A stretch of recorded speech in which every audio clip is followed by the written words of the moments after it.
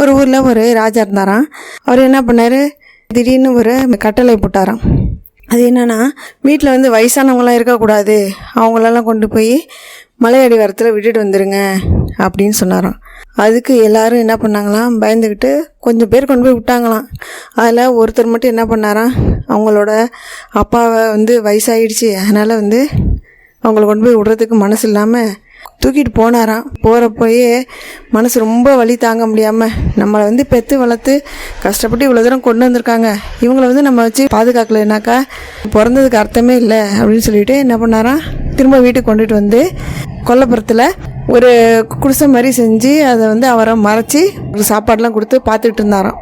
ஒரு நாள் திடீர்னு அரசர் என்ன பண்ணாராம், ஒரு பரிசு அறிவிச்சாராம். அது என்னன்னா, ஒரு 3 நாளைக்கு புதிர் போடுவேன், அந்த புதிருக்கான விடையை சொன்னாங்கனாக்கா அவங்களுக்கு பொண்ணும் பொருள் நிறையா தரேன் அப்படின்னு சொன்னாங்களாம். அதுக்கு முதல் நாள் வந்து தண்டரை போட்டு சொன்னாங்களாம். என்ன புதிர் அப்படின்னா, சாம்பலாலான கயிறு வந்து யார் எடுத்துகிட்டு வராங்களோ அவங்களுக்கு பரிசு தருவோம் அப்படின்னு சொன்னாங்களாம். அதுக்கு அப்பாவை தூக்கிட்டு வந்து பாதுகாத்துட்டு இருந்தார்ல, அவர் வந்து என்ன செஞ்சாராம், என்ன செய்யறதுன்னு தெரியல, ஆனால் அரசர்கிட்ட எப்படியாச்சும் இந்த பணத்தை நம்ம வாங்கணும் அப்படின்னு ஆசைப்பட்டு யோசிச்சுட்டே இருந்தாராம். அதுக்கு அவங்க அப்பா கொல்லப்பக்கம் இருக்காங்கல்ல, கொல்லப்புறத்தில் போய் இருந்த அவங்க அப்பாட்ட போய் ஆலோசனை கேட்டாராம். அதுக்கு அவங்க அப்பா சொன்னாராம், ஒரு பித்தளை தாம்பாளம் எடுத்துக்க, அதில் வந்து ஒரு கயிறை திரித்து அந்த கயிறை வந்து எரிய விட்டு அதை அசையாமல் எடுத்துகிட்டு போய் நின்று அரசர்கிட்ட காமி, அவர் உனக்கு பணம் தருவார் அப்படின்னு சொன்னாராம். அதேமாரி செஞ்சாங்களாம்.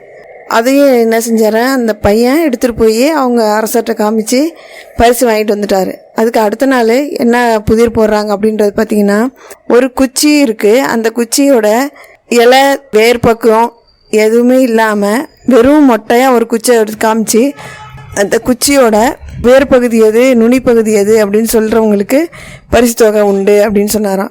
அதையும் என்ன பண்ணாராம், அவங்க அப்பா கிட்ட போய் யோசனை கேட்டு அதேமாரி சொன்னாங்களாம். எப்படின்னா, பெரிய பாத்திரத்தில் நிறைய தண்ணி வச்சு அந்த தண்ணியில் அந்த குச்சை போட்டின்னா வேறு பகுதியானது அடியில் போயிடும், நுனி பகுதியானது மேலே வந்துடும் அப்படின்னு சொன்னாங்களாம். அதையும் போய் அந்த அரசர்கிட்ட சொன்னோன்னே அந்த அரசருக்கு ரொம்ப வியப்பாக இருந்துதான். சரி, இது மாதிரி யோசனையெல்லாம் உனக்கு எப்படி தோணுச்சு, நல்லா சொல்கிற அப்படின்னு சொன்னாங்களாம். சரி, அடுத்த நாள் 3ஆவது நாள் நீனே இந்த விடைக்கு மட்டும் சொல்லிட்டீன்னா உனக்கு இன்னும் நிறையா பணம் தருவேன் அப்படின்னு சொல்லி அனுப்பிட்டாராம். அதே மாதிரி 3ஆவது நாள் என்ன பண்ணாங்களாம், ஓசை எழுப்பாத ஒலி எழுப்பக்கூடிய ஒரு ட்ரம்மு வேணும் அப்படின்னு சொன்னாங்களாம்.